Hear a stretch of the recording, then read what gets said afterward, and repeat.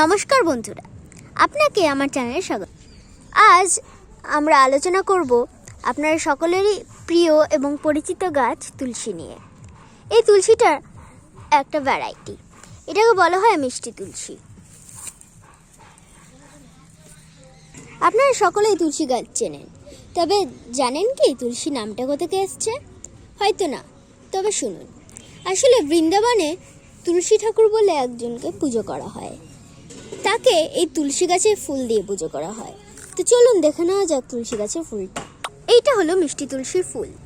এটাকে মিষ্টি তুলসী বলা হয় কারণ এর পাতা আপনারা খেয়ে মুখে রাখতে পারবেন না, কারণ এর পাতা যে মিষ্টি সেটা বলে বোঝাতে পারবো না।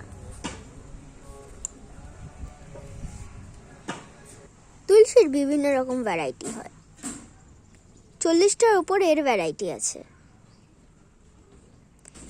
তুলসী গাছ দিয়ে অনেক কিছু ব্যবহার করা হয়, যেমন তুলসী পাতা শুকিয়ে গেলে এটাকে চালে ডালে সব দিয়ে দেওয়া হয় যাতে পোকা না ধরে।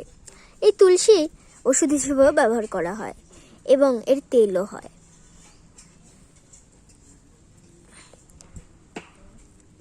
আপনারা এই গাছটিকে ঘরেও রাখতে পারেন।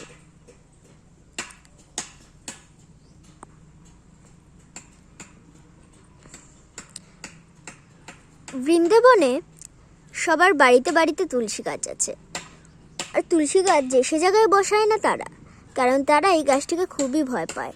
কেন জানি না, তুলসী গাছকে তারা ভগবান বলে মনে করেন।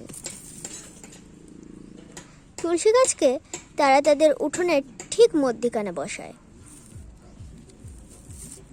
কারণ তারা বিশ্বাস করেন যদি তুলসী গাছকে ঠিক উঠোনের মধ্যিখানে না বসানো হলে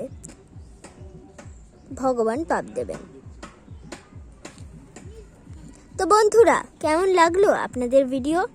যদি ভালো লেগে থাকে নিশ্চয়ই লাইক করবেন, আর এই নিয়ে যদি আপনাদের কোনো প্রশ্ন থাকে তাহলে নিশ্চয়ই কমেন্ট করবেন। ধন্যবাদ।